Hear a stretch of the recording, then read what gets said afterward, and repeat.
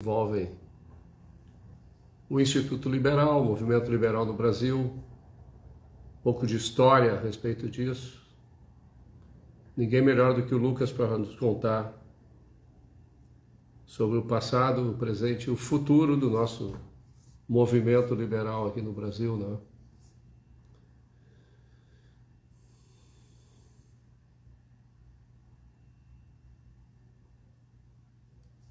Nádia, Yara, tudo bom?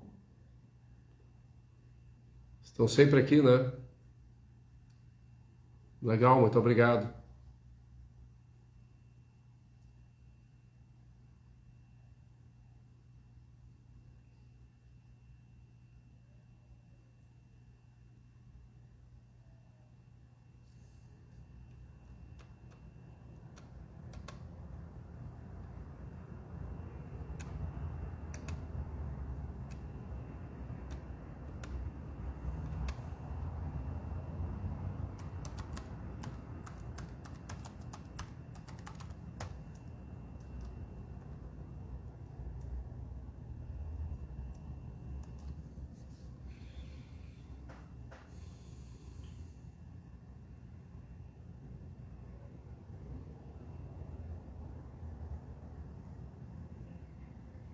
Obrigado, Yara. Pois é, eu tenho feito diariamente isso, né? Vamos ver se com o tempo cresce a audiência e os nossos convidados conseguem posicionar-se para mais pessoas, né? Entrou aí o Lucas.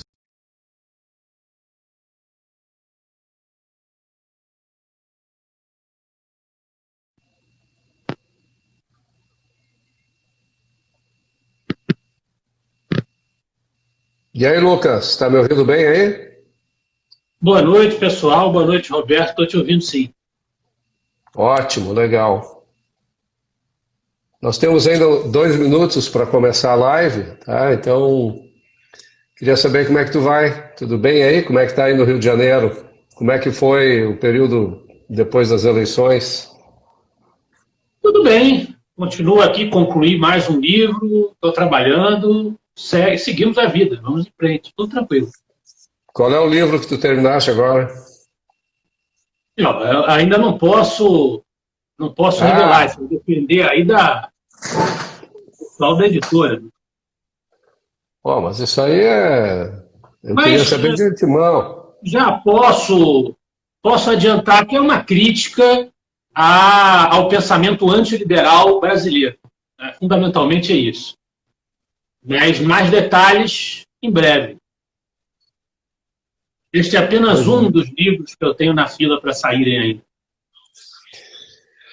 Pois é, essa trincheira aí de quem se posiciona para defender as ideias liberais contra os antiliberais, ela está crescendo, né? Felizmente. Ainda somos uma minoria, mas a luta está começando a ficar interessante, não acha? Certamente já gera efeitos na política prática partidária, com representantes eleitos que endossam essa agenda, e gera efeitos no mercado editorial. Esses livros que eu tenho lançado são apenas alguns entre vários que têm invadido o mercado editorial nos últimos anos. É sobre isso É. trata, de certa forma, o meu primeiro livro, que foi o Guia Bibliográfico da Nova Direita. Mas o que a gente pode Uhum. falar sobre isso mais adiante, né? Quando Claro, a vamos gente falar, tiver um vamos destaque. falar.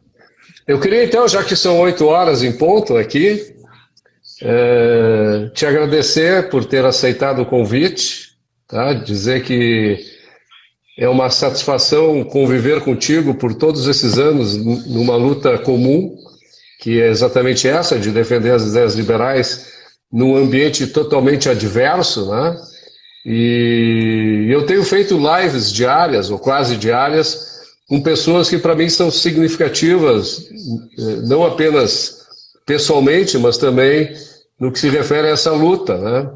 E eu tenho procurado fazer essas lives para deixar para a eternidade aí, para um dia lá no futuro, como a gente brincou outro dia, eu não sei quem é que me disse isso, lá em 2060, quando o homem chegar a Marte, alguém olhar aqui para o Brasil e dizer, mas lá, 60 e poucos anos atrás, tinha uns caras malucos que defendiam umas ideias contra outros caras mais malucos ainda, né, que eram os antiliberais, né, e então tu não podia deixar de estar aqui, e tu tens todo o tempo do mundo à tua disposição para tu expressares as coisas que tu entendes serem necessárias para que fique registrado e para que as pessoas que estão ou irão nos acompanhar saibam, né, disso. Como eu anunciei, o convite a ti tinha como objetivo e propósito fazer uma análise, uma visita, né, ao passado, ao presente e ao futuro do movimento liberal. E como tu és o presidente do primeiro Instituto Liberal do Brasil, pelo menos depois da segunda metade, depois da República, vamos dizer assim, tá? Ou da segunda metade do século XX, ninguém melhor do que tu para fazer essa análise, né? Essa digressão a respeito do que é o liberalismo do Brasil, se é que ele existe, ou talvez seja melhor dizer, do que é a luta pelo liberalismo no Brasil, que eu e tu fazemos parte. Roberto, em primeiro lugar, é absolutamente inescapável e irrecusável qualquer convite que você me faça nesse sentido, e nós, de fato, nós temos atuado juntos nos últimos anos, desde que eu comecei a editar o site do Instituto Liberal em 2015, e agora, não apenas editando, mas também como presidente da diretoria executiva. E isso nos leva a ter uma relação constante, porque os seus artigos são sempre publicados. E você é uma figura, se a gente for traçar essa história do liberalismo brasileiro, em especial esse liberalismo que o professor Antônio Paim chamaria de contemporâneo, que é esse liberalismo que começa ali no finalzinho do regime militar, na década de 80, e vem até hoje. Você era uma figura que se destaca nesse período, tem a atuação institucional, sobretudo, ali à frente do IEE, à frente do Instituto Liberal do Rio Grande do Sul, hoje Instituto Liberdade, e essa tua trajetória inevitavelmente te conecta ao IEL, porque o IEL foi, como você disse, essa instituição pioneira. Eu diria, não apenas o primeiro instituto liberal depois ali da segunda metade do século XX, porque, na verdade, antes não havia institutos liberais, né? O liberalismo não era defendido do ponto de vista institucional. Você não tinha um centro de pensamento, um centro organizador de ideias, focado na divulgação e na defesa do pensamento liberal. Nesse aspecto, essa geração que o professor Paim chama de contemporânea do liberalismo brasileiro, ela tem uma característica única. Isso antes não existia. Você tinha partidos que reuniam mais forças liberais, você tinha cabeças liberais atuando em postos-chave, em posições dos governos, mas um instituto voltado à difusão das ideias, ao alastramento de material bibliográfico, de conteúdo teórico, isso não havia. O liberalismo era estudado em algumas instituições de filosofia, como um dos capítulos ali abordados, mas com única e exclusivamente esse foco, isso ainda não tinha sido estabelecido no Brasil. Donald Stuart Jr., que é o fundador do IEL, é quem vai se encarregar de fazê-lo, inspirando-se em exemplos internacionais que se desenvolviam também mais ou menos na mesma época. Então, para mim, Roberto, e como representante do IEL, e falando contigo, que era uma cabeça lendária dessa história do liberalismo contemporâneo, eu não teria como sequer pensar em recusar um convite teu para falar sobre esse assunto.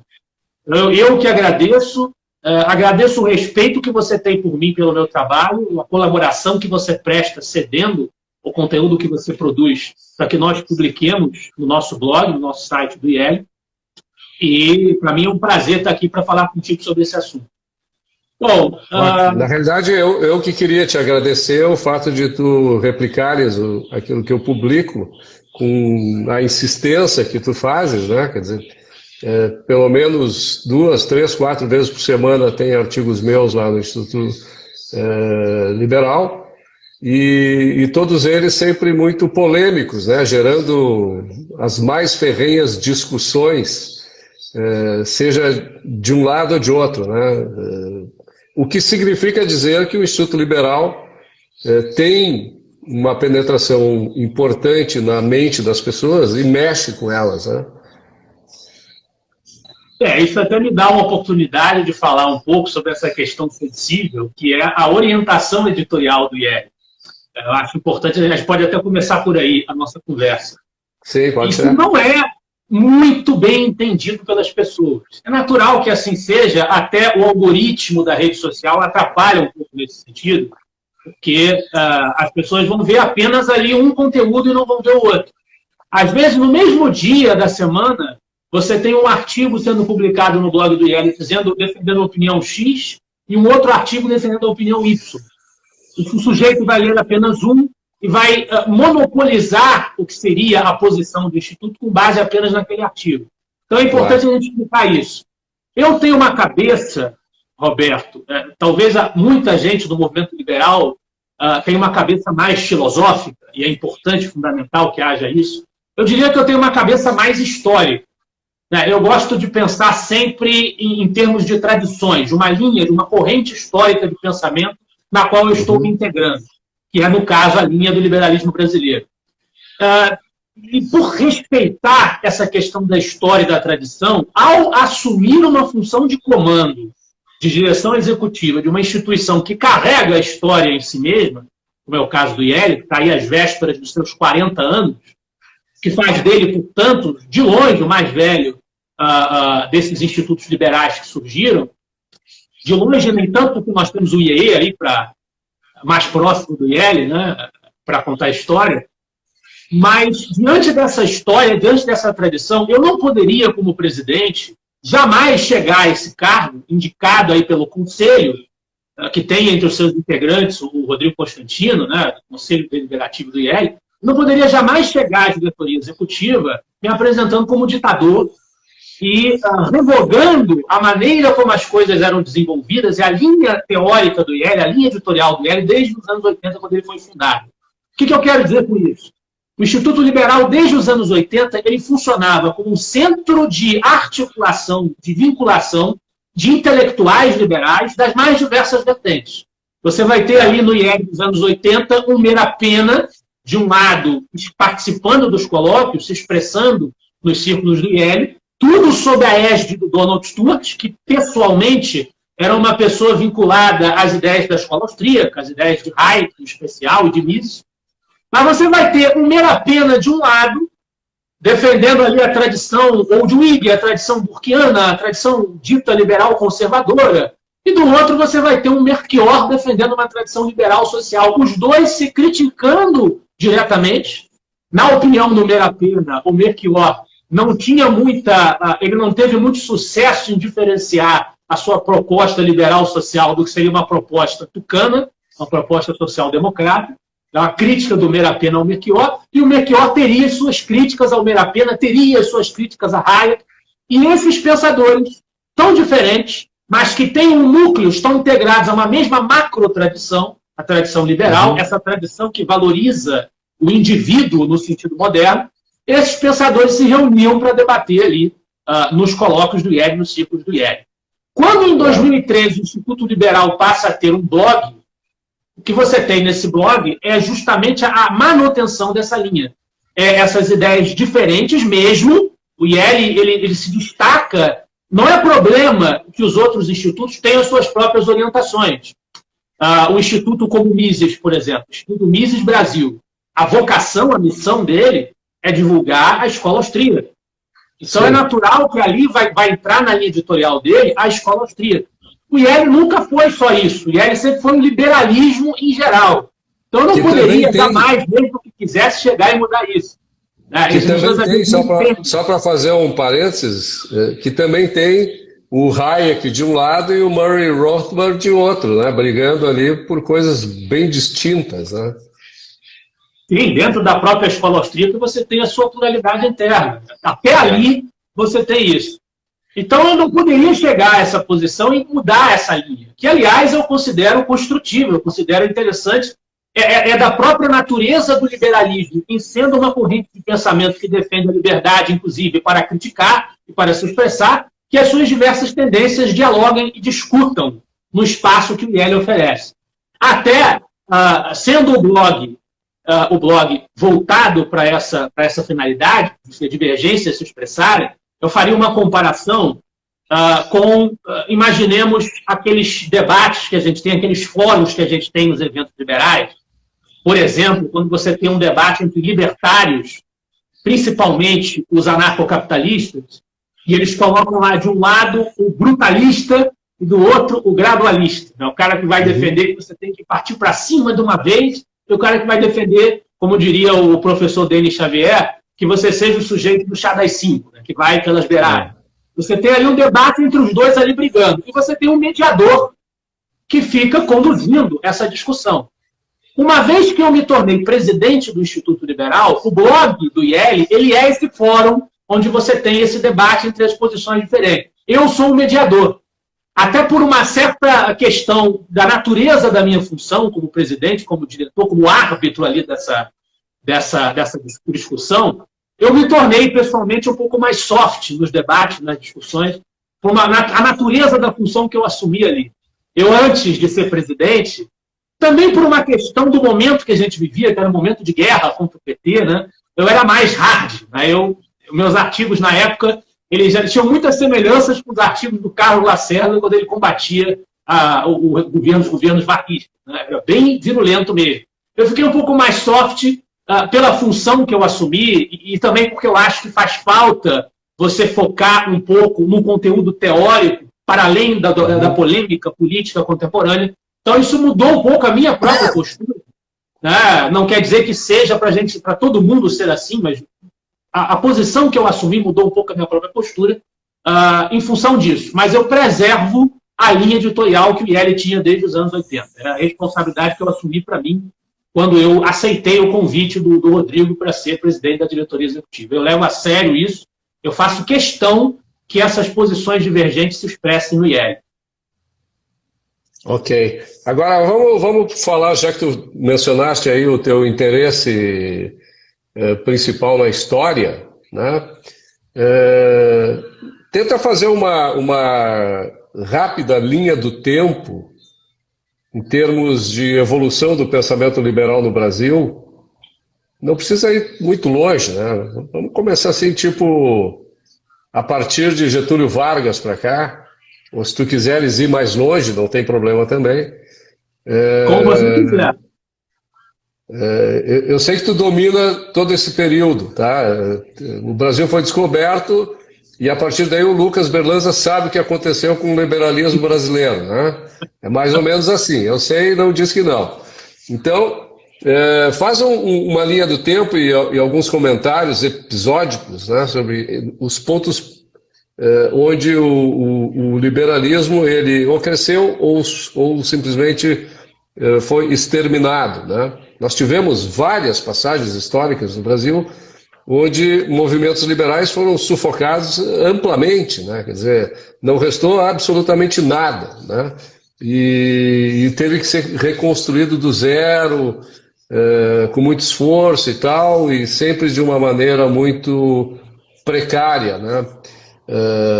Não é à toa que a gente é o país que é, né? Quer dizer, a história ela demonstra, né, que filosoficamente nós nunca adotamos as ideias liberais como a gente gostaria. Então faz, por favor, uma passagem a respeito disso e a gente vai discutindo sobre isso para as pessoas entenderem como é que hoje o Lucas Berlanza, presidente do IEL, eu aqui, presidente do IEL Rio Grande do Sul, estamos nessa luta, né?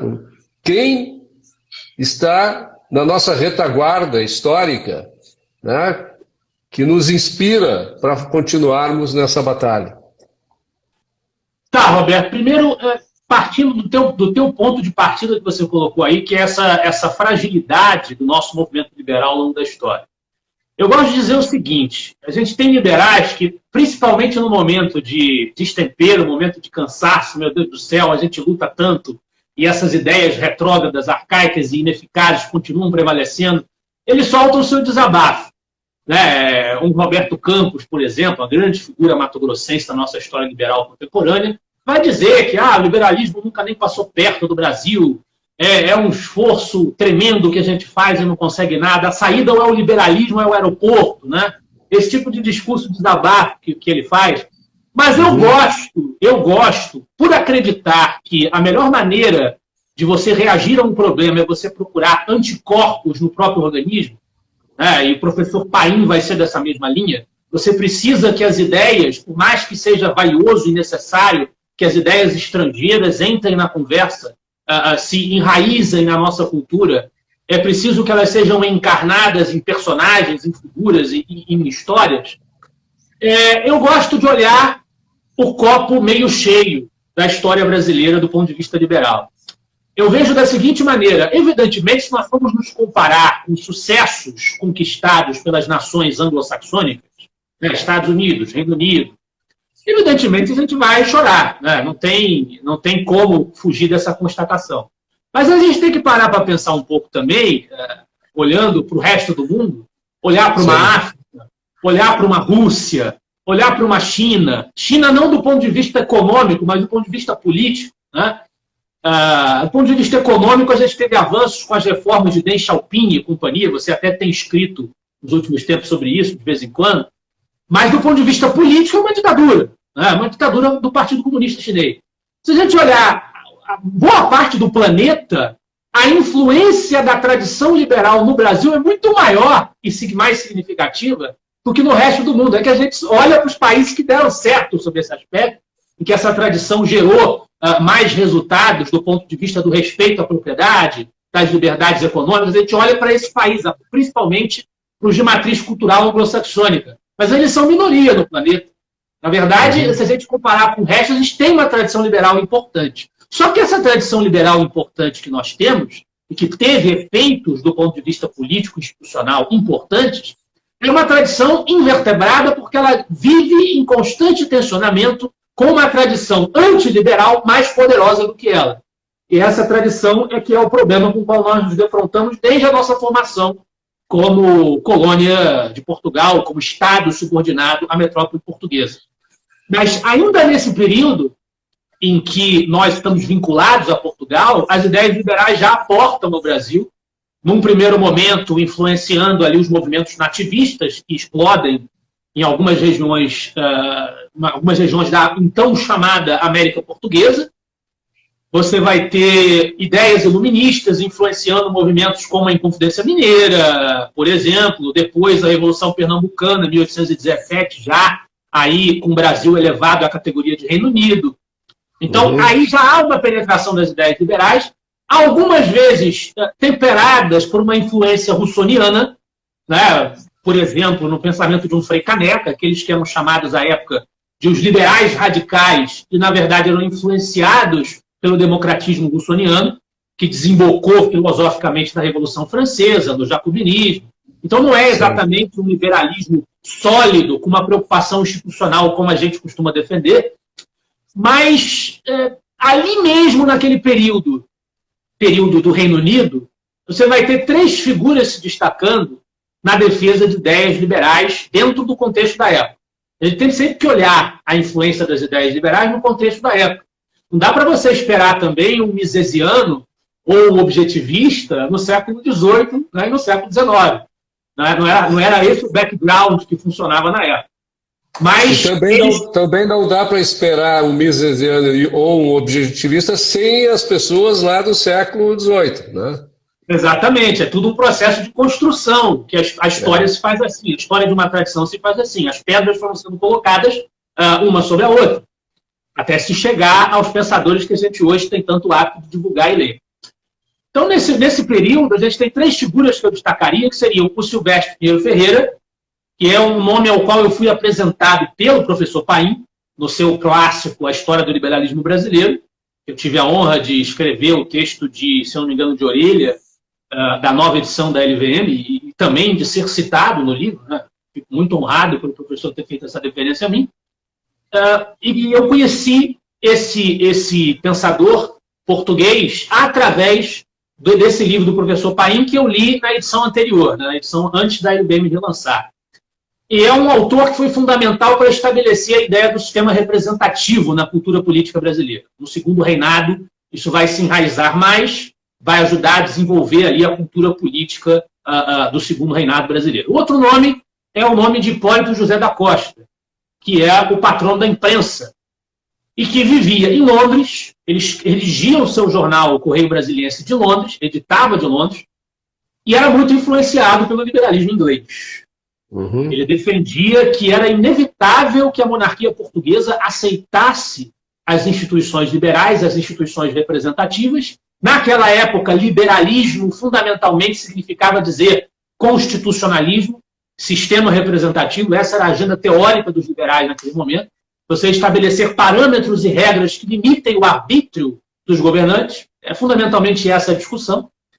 E o terceiro nome é o nome do Visconde de Caylus, que também teve um trabalho lançado aí no Clube Ludovico da LVM, os extratos das obras de Edmund Burke que ele publicou no Brasil, que era influenciado pelo conservadorismo britânico, pelo Edmund Burke, mas também pelo Adam Smith e pelo Jean-Baptiste Say. Divulgava as obras desses autores. Jean-Baptiste Say, na reta final da vida dele, divulgava esses autores no Brasil, e é considerado a referência na economia brasileira, né, na formação da economia no Brasil como ciência.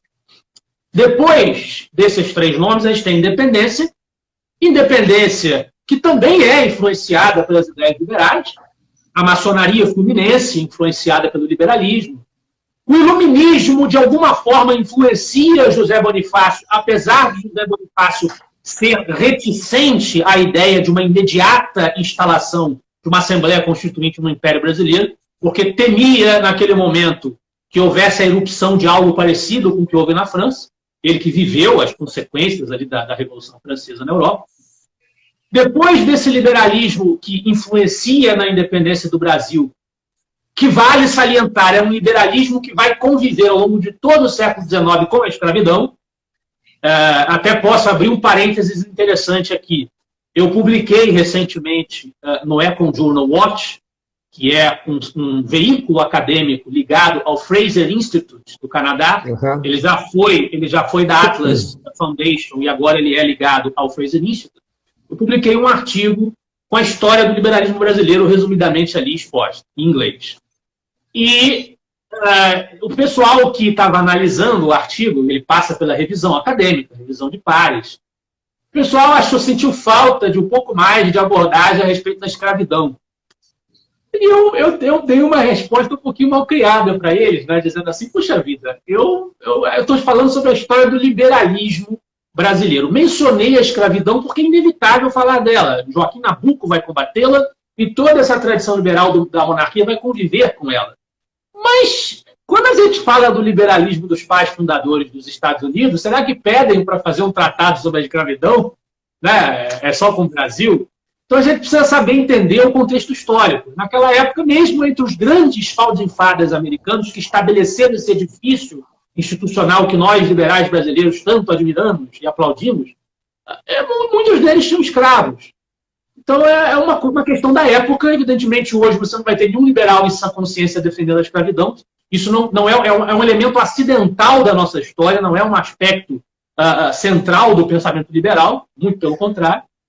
Fazendo um parênteses aqui, só para comentar, eu casualmente, há 3 horas atrás, escrevi um microartigo sobre isso, dizendo que os pais fundadores dos Estados Unidos, eles criaram um documento magistral, que é a Declaração de Independência, onde eles estabelecem ali, né, quase que como um axioma, que todos nós temos os mesmos direitos individuais, dada a nossa natureza. Né?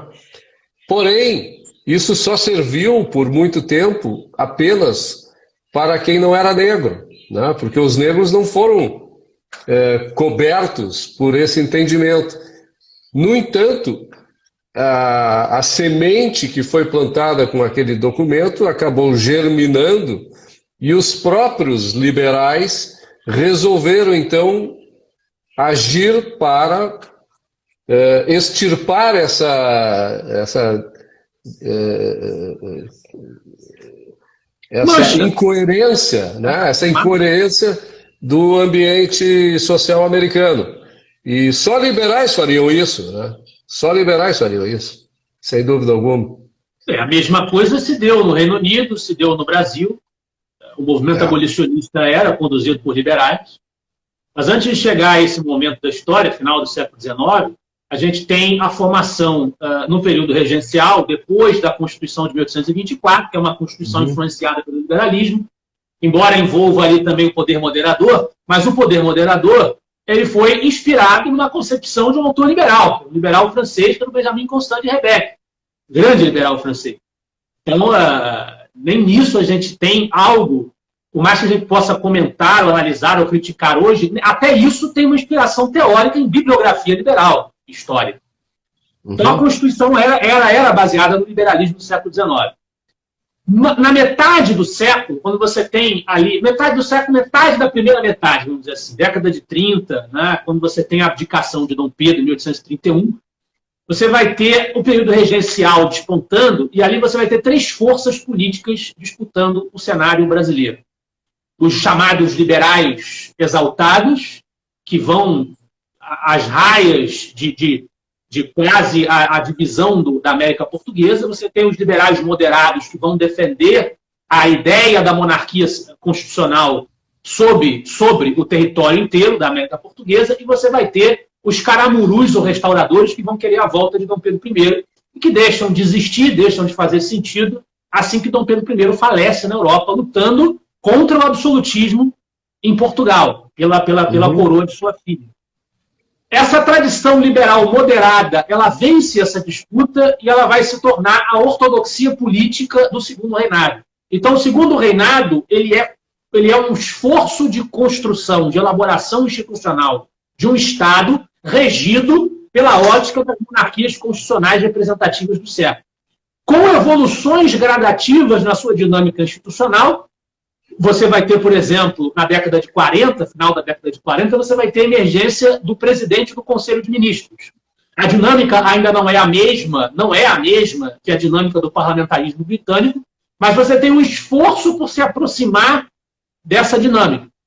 Há uma realidade social em que a máquina política, sobretudo a máquina regional, ela é muito sujeita ao controle e à manipulação dos partidos. Então, você não pode dizer que você tem ali um sistema 100% confiável, tem muito sujeito a fraude, muito sujeito a manipulação, mas há um esforço de uma elite política, sobretudo no parlamento, sobretudo no entorno da coroa, em tentar qualificar esse processo, melhorar esse processo, o esforço que vai se verificando ao longo de diversas discussões, reformas legais, projetos de lei, até o final do Império. Dentro desse período, você tem dois partidos, que são o Partido Saquarema, ou conservador, e o Partido Luzia, ou liberal. É bom deixar claro que nenhum dos dois era um partido político como é hoje, né? Uma sigla com registro, fundo partidário. 500 mil assinaturas. Eram muito mais blocos parlamentares do que partidos no sentido moderno. Mas eram as duas macrocorrentes políticas que existiam na época, diversas subdivisões internas, uns mais pronunciados no seu pensamento, outros menos. Mas o interessante de se ressaltar é que os dois grupos eram oriundos do grupo dos liberais moderados.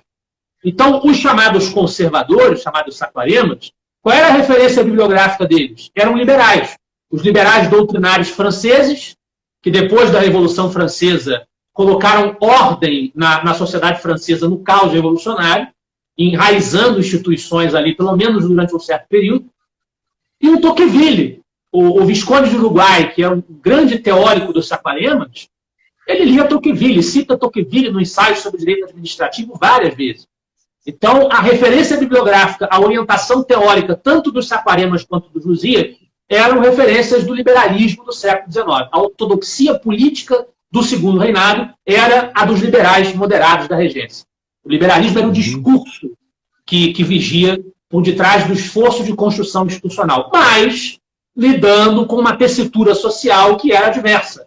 Uma tessitura social que tinha ali o rescaldo do patrimonialismo, da época do Marquês de Pombal, que investiu bastante na estatização, o Estado como promotor do desenvolvimento, e a escravidão. Então você tem um diálogo constante e tensionado entre um discurso oficial que tenta construir o Estado Nacional em bases liberais e a cultura social, a tessitura social que é adversa a esse discurso. Mas há o discurso, e o discurso tem influência na edificação das instituições. Isso se interrompe com o golpe republicano, de 1889, onde você tem ali uma presença do positivismo, a presença de um pensamento militarista, de um Floriano Peixoto, que vai dizer, ainda no final do Império, que só uma ditadura militar poderia resolver os problemas do Brasil. Esse discurso não é de hoje, esse discurso existia lá no século XIX. Mas, ao mesmo tempo, você vai ter liberais como Rui Barbosa, que vão fortalecer na Constituição de 1891 aspectos liberais, vão impedir que essa Constituição seja completamente dominada pelo positivismo. Então, reforço, mais uma vez, essa tradição liberal, que é invertebrada, ela não se enraiza, ela não consegue prevalecer, mas ela influencia. Ela influencia. Se ela não influenciasse, o Brasil, em algum momento da sua história, talvez poderia ter sido submetido ao totalitarismo, e ele nunca foi. Mesmo a mais completa das nossas ditaduras, a do Estado Novo, ela era um produto de uma mescla da ideologia castilhista do Rio Grande do Sul, que era uma ideologia autoritária que nasceu na República Velha, e do autoritarismo nacionalista de um Alberto Torres e de uma Oliveira Viana. Mas você não pode comparar, ou equiparar, melhor dizendo, comparar até pode, mas equiparar a ditadura do Vargas com a Alemanha nazista ou com a União Soviética. Então, existe uma tradição liberal que influencia. Ela não ganha a batalha, mas ela influencia o rumo dos acontecimentos. Desculpa, você queria falar alguma coisa? Não, eu só queria dizer e ressaltar que aqui no Rio Grande do Sul o positivismo teve muita influência, total influência na formação dos governos castilhistas, né? E fazendo a mesma analogia, eu acho que também não dá para comparar Mussolini com Hitler ou com Stalin, né? O fascismo italiano, ele era autoritário, muitas vezes até totalitário, mas não tinha a virulência que a gente encontra nos outros regimes, né? Há que se estabelecer a diferença. Então, esse liberalismo republicano, ele consegue ter a sua influência, mas, na prática, o que se verifica na República Velha é uma oligarquia bacharelesca que, volta e meia, faz uso de intervenções militares nos estados. É uma oligarquia autoritária sob vários aspectos que governa através de um acordo, um conchavo entre as oligarquias estaduais. Então, até esse federalismo da República Velha é um federalismo meio para inglês ver, né? Você tem a todo momento uma chancela política das oligarquias estaduais ao poder do presidente e vice-versa. E ali você vai ter também um liberalismo de um Rui Barbosa, que é um liberalismo questionador. Rui Barbosa é um sujeito ao qual se podem fazer muitas críticas à atuação dele na conduta econômica, na política do encilhamento, na crise do encilhamento, por exemplo, quando ele era ministro do Deodoro da Fonseca. Mas, do ponto de vista político, do ativismo político, Rui Barbosa estava o tempo inteiro pregando ali o voto secreto, a modernização do sistema, o combate ali à comissão verificadora de poderes que degolava candidatos de oposição. Quer dizer, estava o tempo todo lutando contra o abuso da suspensão de direitos como habeas corpus e outros semelhantes, defendendo as garantias individuais. E liberalismo, a gente repete, não é só economia. O sujeito ele pode ter pecado do ponto de vista econômico, mas do ponto de vista fundamental das liberdades de expressão, das liberdades individuais, do direito, o Rui Barbosa se ergueu naquela época contra os abusos que aconteciam na época sob a égide de um discurso oficial de caráter liberal, que era o discurso da oligarquia da República Velha.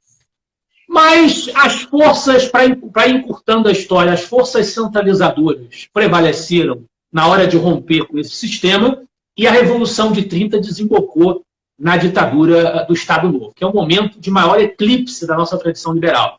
Antes dessa ditadura, a gente tem alguns teóricos importantes, o João Arruda, em São Paulo, que vai ser o cara que vai cunhar para a tradição liberal brasileira aquela frase, o preço da liberdade é a eterna vigilância.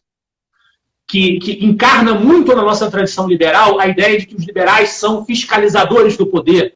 Eles estão ali no parlamento, no sistema representativo, para controlar os arroubos, os excessos, principalmente do executivo. Essa ideia está na essência dessa frase que vem dos Estados Unidos, vem da tradição americana, do Patrick Henry, dos Founding Fathers, que é essa ideia da eterna vigilância como preço da liberdade. A gente vai ter, no Rio Grande do Sul mesmo, um liberal republicano importante, que é o Assis Brasil, vai lutar contra os castilistas. Antes dele, o Gaspar Silveira Martins, que era um liberal monarquista. E quando você tem a ditadura, no final da ditadura, 1943, precisamente, acontece o Manifesto dos Mineiros, que é um capítulo importante também da nossa tradição liberal, que é quando uma elite mineira antivarguista se manifesta defendendo que o ditador se retire do seu posto, porque o desenvolvimento econômico e social do Brasil não dependeria do tacão do seu autoritarismo para acontecer.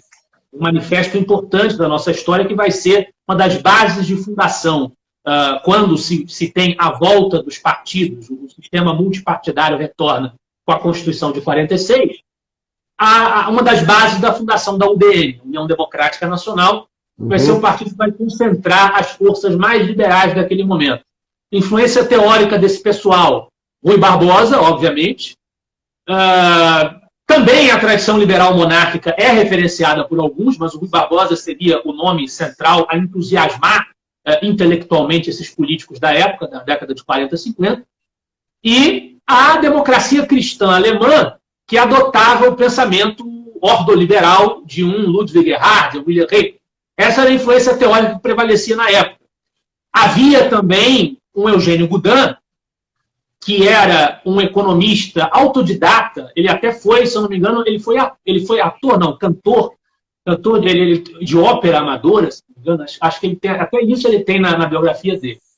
Não está me falhando exatamente o que ele fazia, mas ele tinha alguma atuação artística, que pouca gente comenta.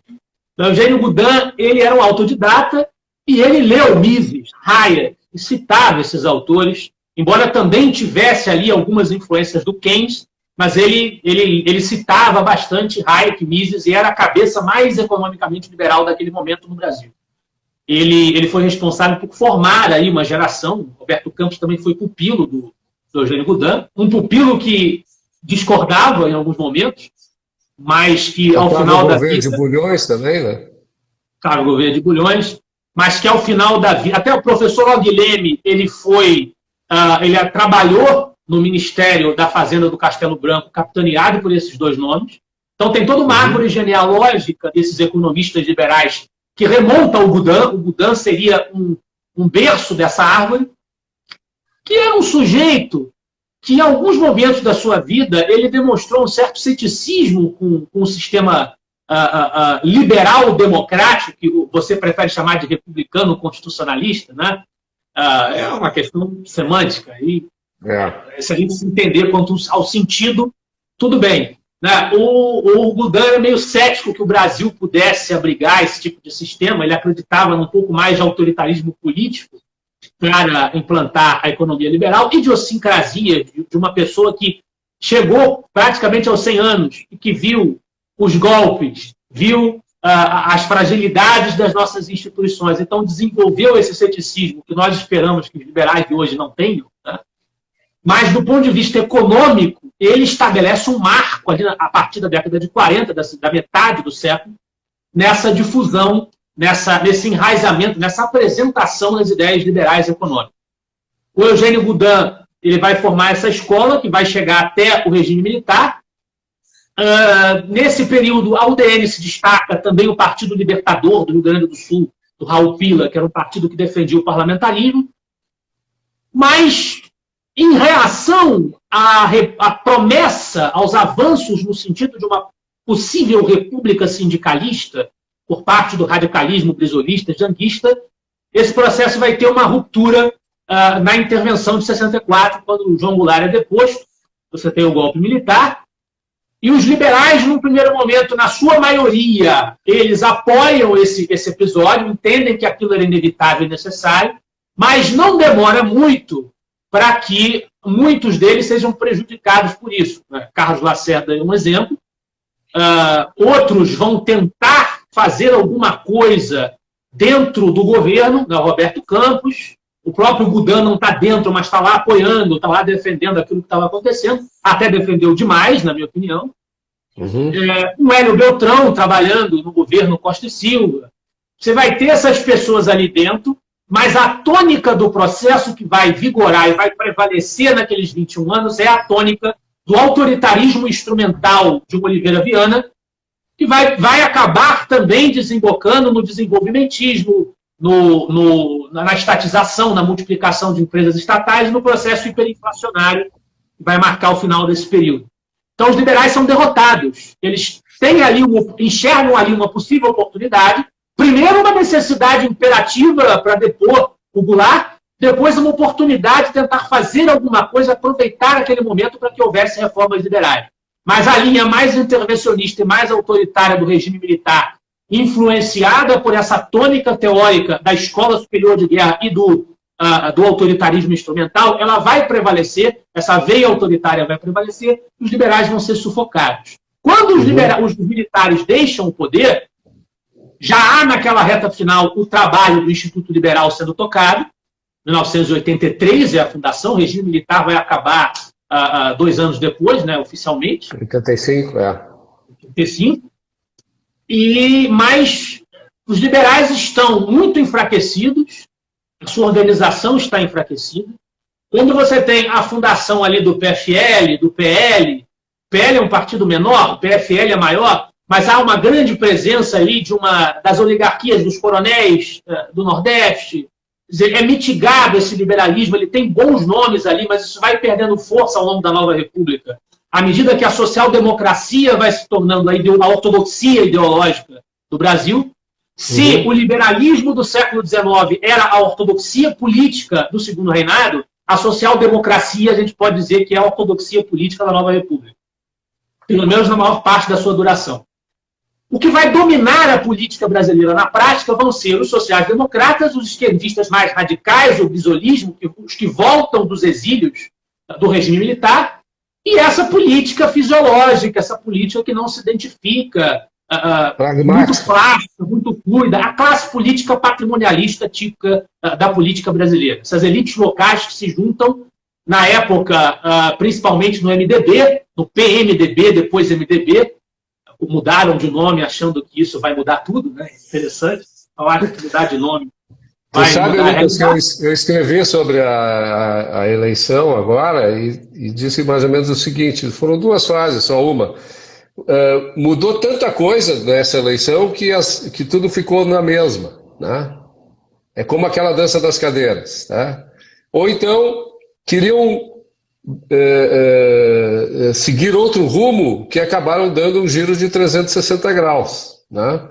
Ou seja, tu narraste a história do Brasil sob a ótica do liberalismo, né? E o que a gente vê é o seguinte, há vários fatos ao longo da nossa história onde o liberalismo se mostra presente, né? No entanto, o patrimonialismo, o socialismo, o positivismo, toda essa coluna vertebral antiliberal da política brasileira. Eu ia chamar de coluna vertebral, porque tu disseste que é invertebrada, né, a coluna essa expressão, só para fazer justiça, essa expressão quem usou para mim pela primeira vez foi o meu colega Eduardo César Maia, na Semana da Liberdade do Nordeste, eu gostei muito da referência dele, ele chupou isso do Ortega y Gasset, né? É uma expressão que Ortega y Gasset usou. Aí eu acho fantástico, é isso mesmo. O problema do nosso liberalismo é ele ser invertebrado, e o antiliberalismo é mais vertebrado. Mas são duas tradições que estão o tempo todo em choque na história brasileira. Sem dúvida. Sem dúvida. Agora, deixa eu te fazer umas perguntas assim muito específicas. Roberto, só pontuando, concluindo, que esse centrão, né, esse fisiologismo, essa classe política, Eu disse que num primeiro momento a gente tem um MDB, depois piora. A gente vai ter... Hoje o MDB enfraqueceu relativamente, você tem uma fragmentação, uma série de legendas que só existem para serem feudos dos seus caciques, porque elas são exatamente isso. Plásticas, sem programa, sem agenda. E o liberalismo brasileiro contemporâneo, ele se fortalece nesse esforço das instituições a partir do IEL, divulgação de institutos. Essa é a característica mais peculiar do nosso liberalismo contemporâneo, que ele tem uma defesa institucional, uma defesa organizada do ponto de vista intelectual, e a gente já começa a formar no parlamento bancada liberal. Isso que é importante, isso também já rompe com o que vinha acontecendo na Nova República. Só para concluir, a grosso modo, né, essa história que a gente estava contando. Não, perfeitamente apresentada. Quem não conhece a história do Brasil sob esse ponto de vista, teve aí uma apresentação sucinta, mas ampla, né? Temporalmente falando, de como evoluiu o movimento liberal no Brasil e que influências ele teve e que influências ele teve no sentido de ter recebido, né, das escolas estrangeiras que pensam como nós, e também o que se obteve com o trabalho desses liberais aqui no Brasil. Isso, para mim, foi muito bem apresentado, está claro, não há dúvidas, tá? Mas há algumas questões provocativas que eu queria te fazer. Se a gente, eu lembro, fazendo uma correlação aqui, vamos pegar o caso de Hong Kong, tá? Hong Kong é tido como um dos países mais livres do mundo. Ele era assim antes da China receber da Inglaterra, né, aquele território, e ele continuou assim em grande parte das suas instituições. E uma das coisas que faz Hong Kong ser uma sociedade livre como é o Estado de Direito, o Rule of Law, que não é baseado no sufrágio universal. Existem mecanismos, né, que introduzem nas decisões naquela sociedade que se baseiam no voto censitário, ou seja, os proprietários, aqueles que detêm poder sobre bens, sejam empresários, motoristas de táxi, enfim, qualquer um que tenha uma propriedade, ele tem poder de veto, o voto dele é qualificado, podendo vetar legislação que atente contra os direitos individuais dele, seja no que se refere à liberdade, mas principalmente no que se refere à propriedade. Isso no Brasil hoje é impensável, né? Porque a própria Constituição ela é a maior violadora de direitos que um país poderia ter, né? Está lá consagrado na Constituição uma série de violações de direitos, porque o Estado se atribui como o provedor de uma série de privilégios ou serviços, né, que são financiados por todos através do uso da coerção, né, da cobrança de impostos, ou enfim, do estabelecimento de deveres cívicos. E, obviamente, que o voto universal, o sufrágio universal, democrático, né? Inclusive a gente chama de Estado democrático de direito, né? A nossa organização social, permite toda essa miríade de violações dos nossos direitos. Quando é que isso se institucionalizou na história brasileira? Quer dizer, quando é que o sufrágio universal foi estabelecido? Antes dele ser estabelecido, como é que funcionava? Existia o voto censitário, existia a proteção maior dos direitos individuais? Dá assim, coloca uma lupa um pouquinho sobre esse aspecto das relações sociais aqui no Brasil. O liberalismo, não só no Brasil, mas globalmente, ele não começa abraçando o discurso do sufrágio universal. O liberalismo nasce aristocrático e nasce baseado no sistema do voto censitário. Ele precisa, inevitavelmente, abarcar um sistema representativo. Mas esse sistema representativo partia de uma base censitária. No Brasil não foi diferente.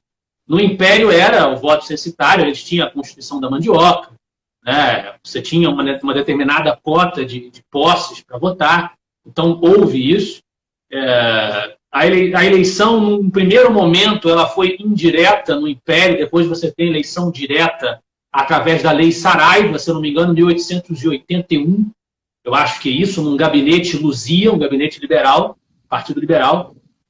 Aí você vai ter no Reino Unido as reformas eleitorais inglesas, que vão expandir a base social de votantes, mas no Brasil, a grande inserção da votação em massa, a emergência das democracias de massa, vai se dar ali, décadas de 20, 30, mas desemboca na ditadura. Na ditadura. Assim que Getúlio Vargas concede o voto feminino, por exemplo, as mulheres, a partir de agora, têm direito de votar. Assim que ele faz isso, é uma ilusão, porque logo depois ele tira o voto de todo mundo. Essa é a linha que a gente segue. Quando acaba a ditadura, aí sim, a gente tem até o processo eleitoral de 34, vamos colocar assim, processo eleitoral de 34 para fazer a Constituinte de 34, mas para valer mesmo, 45 em diante a gente tem o voto, o sufrágio universal. Negado aos analfabetos, vai haver ali uma campanha para que esse voto seja negado aos analfabetos, mas também, nos finalmente, acaba sendo concedido. Então, é século XX, década de 30 para frente, é que isso vai ganhando corpo, esse voto universal, voto universal e secreto, mas um secreto que o tempo inteiro tem distorções.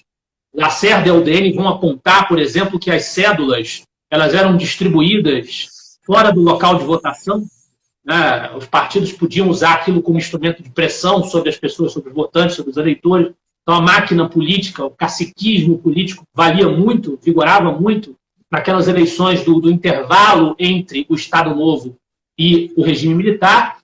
Mas é esse período, o período de ascensão das democracias de massa, que infelizmente no mundo inteiro vai também ser um período de ascensão de regimes autoritários, das narrativas antiliberais, dos limites do liberalismo. As duas coisas acabam surgindo ao mesmo tempo. Depois da guerra é que você tem uma associação entre essa democratização, essa presença da massa, do povo em geral, nas decisões majoritárias e instituições representativas ao modo liberal-democrático, por assim dizer, né? Mas é esse o período em que isso acontece. Antes era, como você disse, o voto censitário, tal como, eu não diria, há uma evolução ao longo do tempo nas regras de entrada para a pessoa ter os requisitos para votar. Eu não diria que era tão aberto quanto o voto censitário de Hong Kong, que você falou, quem tem uma propriedade, né, pode votar. Eu acho que não era critério suficiente isso. Você tem uma cota de valores a bater, mas isso foi mudando ao longo do tempo. O começo da nossa trajetória liberal representativa é um começo censitário. Uhum. Eu acho que esse discurso, de fato, não tem... o discurso de voltar a isso, hoje, na sociedade brasileira, seria um discurso que não teria absorção. Sem dúvida alguma. Eu acho que, neste aspecto, eu sou tão cético quanto o Eugênio Goudin, né? Eu acho que o sistema político brasileiro, da forma como ele é construído, ainda mais com uma Constituição que a gente tem, vai levar muito tempo para a gente conseguir adotar um sistema político que agrade aos liberais, aqueles que prezam pelos direitos individuais, né, o direito à vida, a liberdade, a propriedade, a busca da felicidade, baseado na iniciativa individual, baseado na propriedade privada, baseado no Estado de Direito e baseado no livre mercado. Duas coisas, inevitavelmente, precisam ser feitas nesse sistema eleitoral que nós temos. Duas, muito mais do que isso, mas duas, pelo menos, precisam ser feitas e já teriam algum impacto. Uma delas é o voto facultativo. O voto obrigatório é uma violação profunda aí das liberdades. E a A segunda eu esqueci qual era. Não, eu vou tentar te ajudar. Talvez seja o próprio sistema, né, distrital, talvez, ou Não era isso. Sistema. Não era isso? Não era isso. Fugiu. Vamos ver se volta. Mas o voto facultativo é fundamental. Com isso, claro, você, né, já diminui. E também, evidentemente, você ter mais... aí não é o sistema eleitoral propriamente, mas o sistema de organização, disposição dos partidos, você ter uma cláusula de barreira, uma forma de conter essa disseminação de partidos sugando o fundo partidário no parlamento. Não é vedar a criação de partidos. Você pode criar um partido livremente, pode até criar partidos locais. Nos Estados Unidos você tem inúmeros partidos, inclusive partidos voltados exclusivamente para interesses da localidade.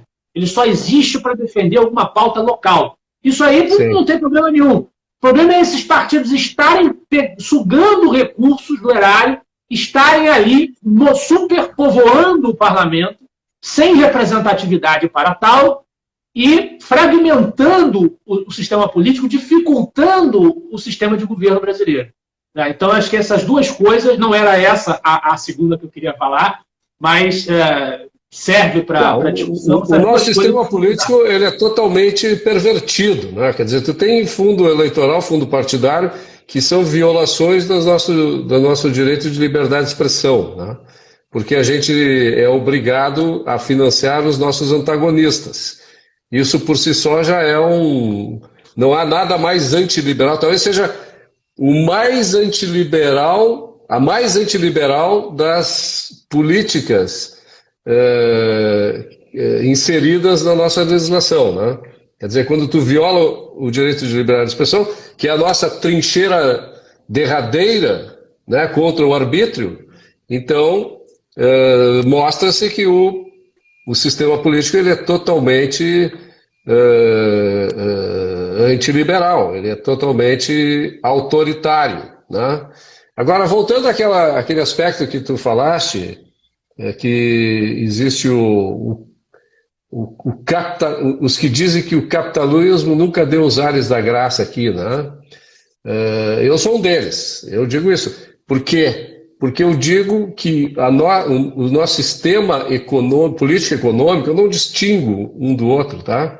O nosso sistema político-econômico, ele se caracteriza como uma economia mista, né? Há intervenção do Estado em todos os aspectos. Nós temos alguma liberdade para empreender, para usufruir da nossa propriedade, para agir com liberdade e tal, mas ela é, de forma bastante evidente, mitigada pela intervenção estatal, né? Nós vivemos, na realidade, no meu modo de entender, num fascismo, né? O Brasil não vive no comunismo, não vive no capitalismo. Também tem esse ingrediente, né? Porque nós somos uma economia fechada, a gente acha que déficit é prejuízo, né? E que superávit é lucro, o que é um absurdo, isso é uma mentalidade mercantilista. Mas essa relação de trocas internacionais ela é vista de uma maneira totalmente pervertida, né? Porque trocas significa que as partes estão gerando valor necessariamente, inclusive para adquirir aquilo que os outros produzem, né? E vice-versa. Então, não faz sentido tu analisar as trocas internacionais sob essa ótica mercantilista em pleno século XXI, né? Onde há uma divisão de trabalho brutal, onde há o aproveitamento da competitividade de cada região ou sociedade de uma maneira muito melhor, porque a informação ela está muito mais fluida do que antes, enfim, toda a globalização permite que haja essa inter-relação entre indivíduos de lugares diferentes para criar valor para benefício mútuo, né? Quer dizer, os governos eles não têm mais o papel que tinham antes, né? importar recursos ou explorar países, como no colonialismo e tal. Hoje o governo ele tem basicamente o poder de impedir que o comércio internacional flua normalmente através das regulações e da tributação. Isso é o que acontece, né, na realidade. Então, eu acho que nós vivemos basicamente um sistema de economia mista, meu Deus, fascista, tá?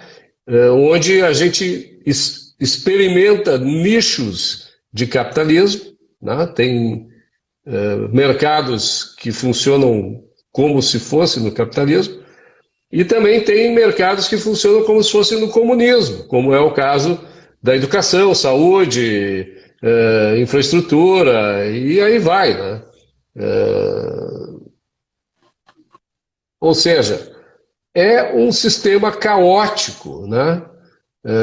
E por ser caótico não é confiável, por não ser confiável, e ainda mais, como o governo não exerce exatamente as suas funções primárias, né, que é segurança e justiça, nós não vivemos numa sociedade de confiança, né?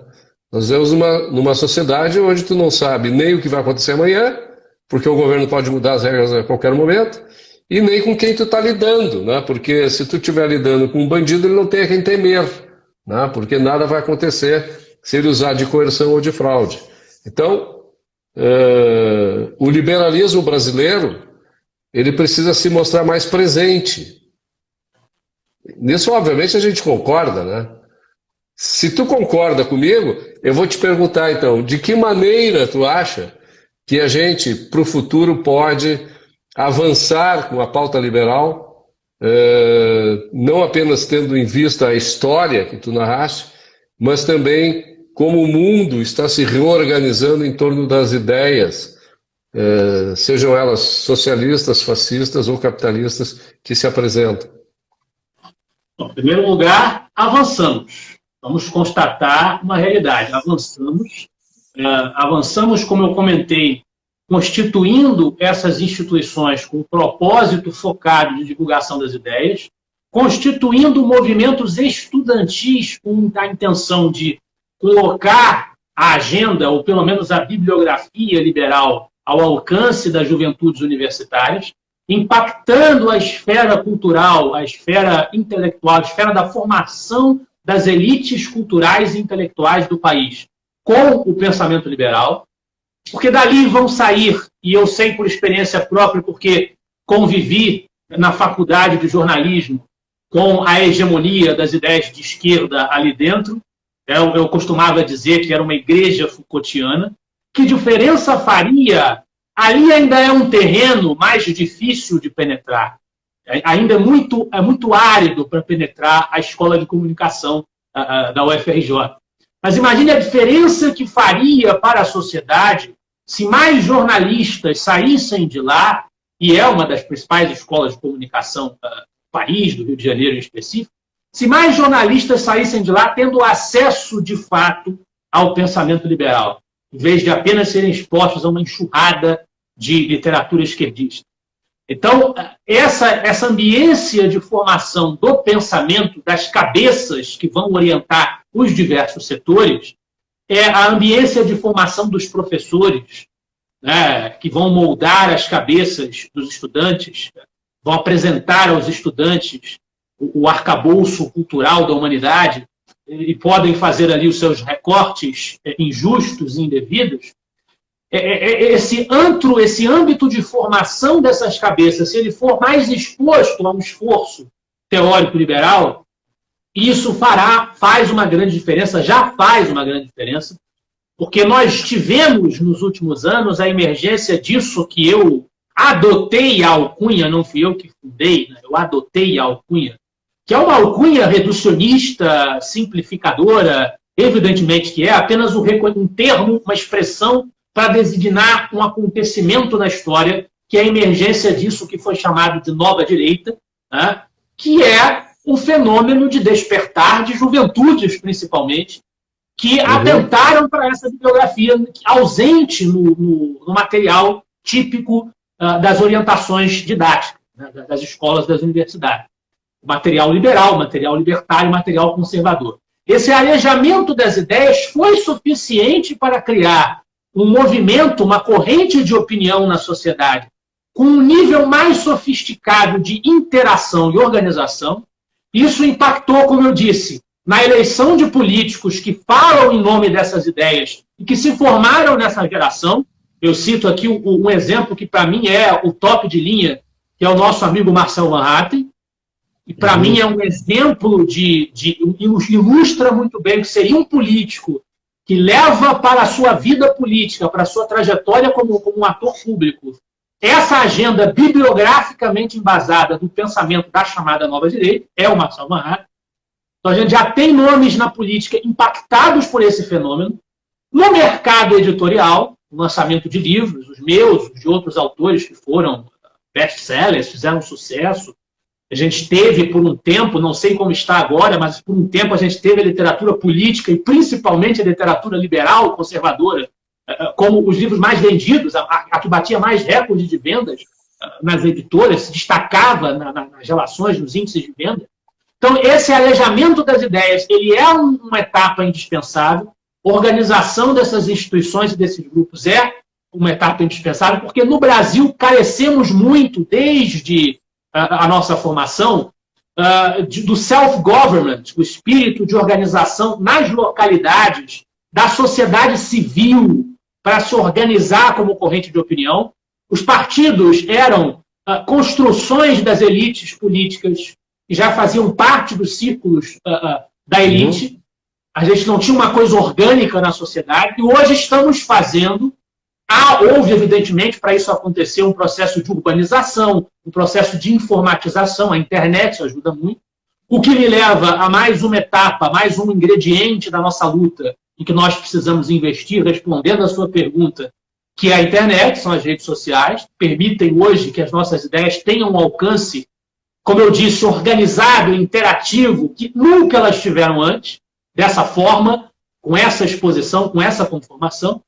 Então, a gente precisa investir nisso, nas redes sociais, na internet, no arejamento de ideias, na organização da sociedade civil, para fazer pressão, para não só espalhar as ideias, mas fazer pressão. E isso já se demonstrou frutífero, porque nós obtivemos resultados. Vejam, sem dúvida, sem dúvida. Até pouco tempo atrás, na história brasileira, pouco tempo atrás, em termos históricos, evidentemente, para mim é muito porque eu nasci em 92, mas até pouco tempo atrás na história, as nossas crises políticas eram resolvidas com golpes militares e golpes de Estado. E nós conseguimos, movimentos organizados ganharam projeção em cima disso. O MBL Vem para a Rua e tantos outros.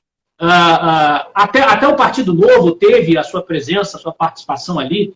Movimentos ganharam projeção em cima das mobilizações populares contra um governo que nós conseguimos derrubar. Evidentemente que se criou um cenário político favorável para isso. Não tem como ter impeachment sem isso, né? Assim como não tem como você derrubar um gabinete no parlamentarismo sem ter uma atmosfera política que favoreça isso. Isso é um ingrediente natural do processo. Mas essa mobilização da sociedade civil, ela já deu a sua cara, já mostrou a sua cara ali. Isso precisa continuar, isso precisa prosseguir. Em vez de nós nos deixarmos subordinar a personalismos demagógicos que abandonam a importância do programa, a importância dos princípios, a importância das ideias, fortalecer esses movimentos na sociedade civil é o que trará efeitos mais duradouros. Sem dúvida alguma, eu concordo absolutamente contigo. Inclusive, eu comentei até numa live anterior que de fora do Brasil, as informações e as críticas que eu recebo de várias instituições que fazem um trabalho semelhante ao do IEE, do Instituto Liberal e tal, dizem que o mercado brasileiro de defesa da liberdade é o que tem se expandido mais em termos de, seja na difusão de publicações intelectuais, seja na promoção de eventos liberais, ou seja influência que os jovens liberais que vieram se familiarizando com essas ideias passaram a adotar na política, né, na própria política, seja a política nas escolas, a política acadêmica, seja na política propriamente, né? Então, a gente vê uma profusão de jovens que não tínhamos lá atrás, na minha época, por exemplo, né, que não se interessavam absolutamente por isso, hoje muito interessados, estudando, atuando nos grupos de formação e participando da política propriamente, a política partidária, né? E o Marcel é exatamente um exemplo disso, porque toda a formação do Marcel se deu graças a essa influência institucional, né? Então, explica para mim um pouco de que maneira é possível contribuir para que, por exemplo, o Instituto Liberal receba funding, tenha recursos, de que maneira as pessoas podem contribuir para o Instituto, seja na compra de livros, doações e tal, como é que funciona o funding do Instituto Liberal? Primeiro, sobre o Marcel, eu, nos próximos meses ou anos, vai depender, mais uma vez, da editora, né, como é que ela vai se planejar. Como eu falei aqui dessa ideia de um livro, ideia já realizada no texto bruto, de um livro que vai fazer uma crítica ao antiliberalismo brasileiro, eu tenho também em vista o lançamento da edição expandida do meu guia bibliográfico da Nova Direita, que foi o meu livro de estreia. E nessa edição expandida, um dos últimos livros, para quem não sabe, o guia bibliográfico ele é um conjunto de ensaios sobre livros, né? Livros que apresentam o pensamento liberal, libertário e conservador que influenciou esse movimento, esse fenômeno. Tanto os livros mais lidos pelas pessoas, alguns dos livros mais lidos, como a genealogia das ideias que estão nesses livros. Eu, no final desta relação, na edição expandida, incluí o livro dos discursos do Marcel. Por quê? Porque ele é um personagem que vai ilustrar no processo histórico a concretização, a inserção desse fenômeno político, teórico, na política partidária. Para mim, Marcel realmente ele encarna um ideal de pacote de ideias, de pensamento, de postura. Eu admiro muito, respeito muito o trabalho do Marcel, que, aliás, a quem, aliás, eu devo agradecer muito a atenção que ele dispensa quando requisitado. Por exemplo, na conferência do Instituto Liberal, que você também esteve no ano passado, em outubro, eu realizei a primeira conferência do IEL na sede da Associação Brasileira de Imprensa, que é engraçado. Ótima iniciativa, né? E teve uma ótima repercussão também, foi muito agradável. É um recôndito da esquerda, né? Você chega lá no espaço da ABI, você já tem lá um monte de ícones de esquerda ali, e o evento do IEL foi lá. Marcel foi, mesmo Marcel estava enfermo, estava acidentado, né? Ele andava com dificuldade, mas ele foi, fez questão de ir. Gesso e muletas. Né? E agora também Marcel está colaborando com um prefácio de uma iniciativa do Instituto Liberal, em parceria com a editora Almedina, de Portugal, e a gente vai lançar um livro. Você também participou com alguns ensaios, alguns artigos fazem parte da coletânea. É um livro com artigos dos articulistas do IEL, antigos e inéditos, apresentando teoricamente a tradição do pensamento liberal para o público lusófono, porque esse livro vai ser lançado em Portugal também, para os países falantes de língua portuguesa. Então, a gente vai levar a marca do IEL para esses locais. O Instituto Liberal ele oferece no seu site a possibilidade de fazer uma doação. A gente ainda vai... Hoje a gente tem algumas recompensas oferecidas para quem doa, para quem contribui com o IEL, mas a gente vai fazer no próximo ano uma revisão dessas recompensas. Mas quem quiser já pode fazer as doações, está lá, tem 3 modalidades, mais um mantenedor, que é alguém que porventura deseja apoiar com um valor superior àqueles que estão na relação. A gente tem alguns mantenedores hoje também. Quem quer ser mantenedor, ali tem o link de contato para poder entrar em contato diretamente comigo. Está tudo lá no site do IEL, institutoliberal.org.br. Está lá à disposição todas as informações na seção de doações do menu. A gente tem, hoje o IEL não vende livros hoje, atualmente o IEL não vende livros. A gente tem uma relação de livros antigos do estoque do Instituto sendo inscritos na Amazon para a gente vender o restante do estoque. Mas a gente vai vender o livro, a gente está voltando, de certa forma, com essa iniciativa. A Almedina vai vender o livro do IEL, que vai ter recursos também revertidos em favor do Instituto. E a gente tem hoje à venda 2 cursos. O curso de Escola Austríaca do Rodrigo Constantino e o curso Liberalismo Raiz, que é um curso ministrado por mim, em que eu rebato algumas afirmações feitas sobre o liberalismo brasileiro, sobre as ideias da tradição liberal brasileira, com base na tradição dos autores, nos pensadores e nos estadistas liberais que o Brasil teve. Cada módulo é baseado em um autor específico, embora também se abordem outros, e se dialogue com a tradição liberal global, que uma coisa não vive sem a outra, e uma falácia, uma narrativa, uma afirmação que eu procuro desconstruir ou relativizar, pelo menos. Então, hoje, para ajudar o IEL, também, evidentemente, você ajuda o IEL se você tiver conteúdo liberal para divulgar no nosso blog. A gente tem um e-mail, vocês podem mandar para contato@institutoliberal.org.br ou para o meu e-mail, lucas.berlanza@institutoliberal.org.br, artigos, teses, análises, textos de opinião para serem avaliados e publicados. Inclusive, qualquer texto que o IEL tenha publicado e que você, que se baseando numa bibliografia liberal, evidentemente, você queira contrapor, você queira contra-argumentar, sinta-se livre. Nós estamos abertos para isso, como eu disse ao começo, é a essência da nossa linha editorial. Até aproveito ter dito isso para lembrar a live excelente que você fez com o nosso amigo Luan Esperandio, que você perguntou para ele o que ele achava da diversidade ideológica do movimento liberal depois que nós tivemos a nossa união para combater o PT. Nós nos dividimos em certas discussões, em certas vertentes diversas. A minha maneira de ver, como foi também a maneira de ver do Luan, é bastante bem-vinda a essa diversidade, e para o IEL ela é essencial, porque a vocação do IEL é essa. Repito, cada instituto tem uma missão, tem uma função. Então, tem um instituto que vai servir exclusivamente a um nicho, e tem um instituto que vai ser aberto a outros nichos, é o caso do IEL, desde a sua fundação, eu respeito isso. Mas eu acho que a gente precisa também saber ter um pouco de maturidade, e às vezes falta essa maturidade, saber divergir, sem perder a oportunidade de nós confluirmos quando a causa comum se apresentar. Do contrário, nós não teremos uma corrente de opinião capaz de impactar, como diria e disse, quase com essas palavras, o professor Paim, o rumo dos acontecimentos.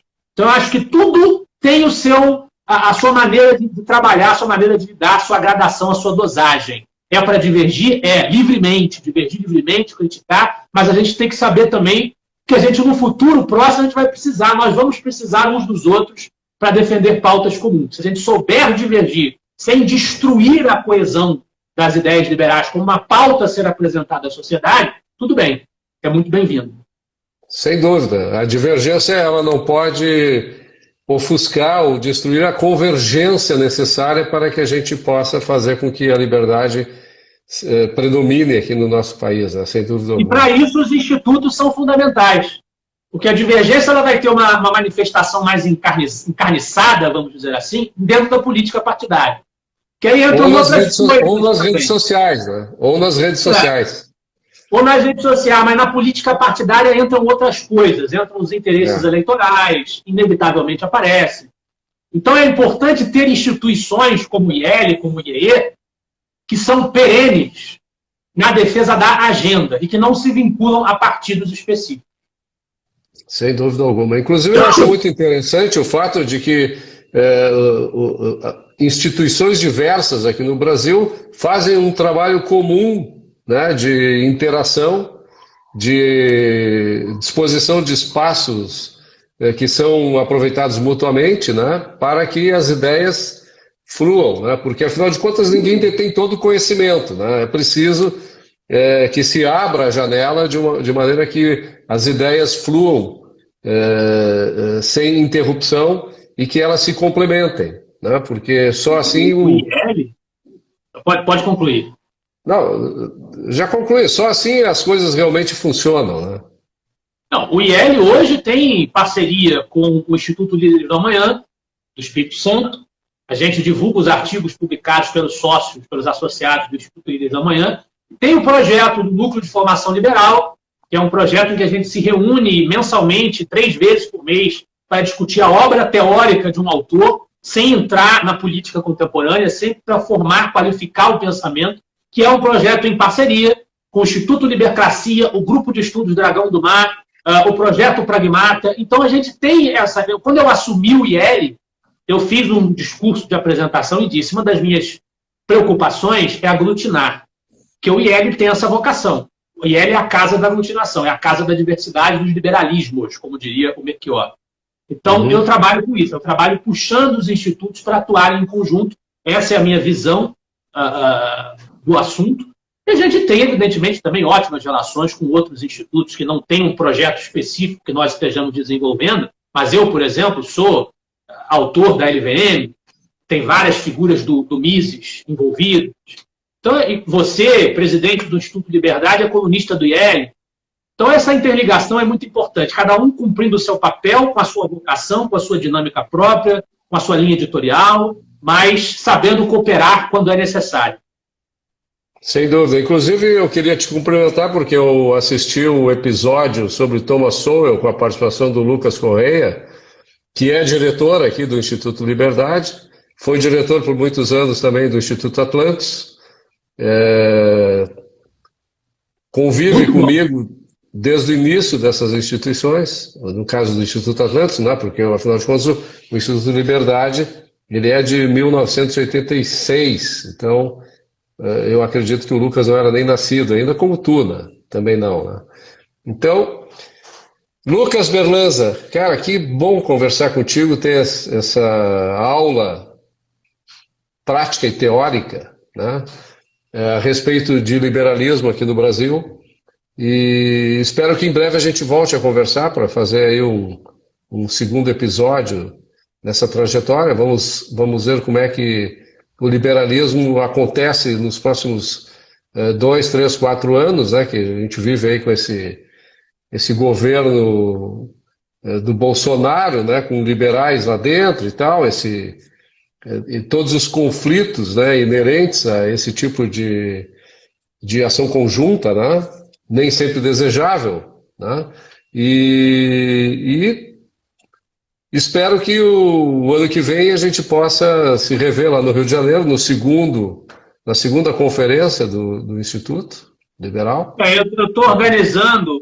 obviamente o IEL não vai ter conferência esse ano, mas eu estou organizando uma espécie de substituto, mas vão ser 4 lives no Instagram do IEL falando sobre política internacional, sobre o desafio da América Latina pela liberdade. Tem 4 pessoas convidadas, cada uma com um tema ligado a essa questão, a essa área. Então é uma versão enxuta, mas eu espero que, quem sabe, em 2021 a gente possa fazer uma conferência de fato, um espaço físico, porque também foi uma promessa que eu fiz quando assumi a presidência, que era fazer o caminho de volta. O IEL foi para a internet, agora ele precisa também voltar para a sociedade. É isso aí.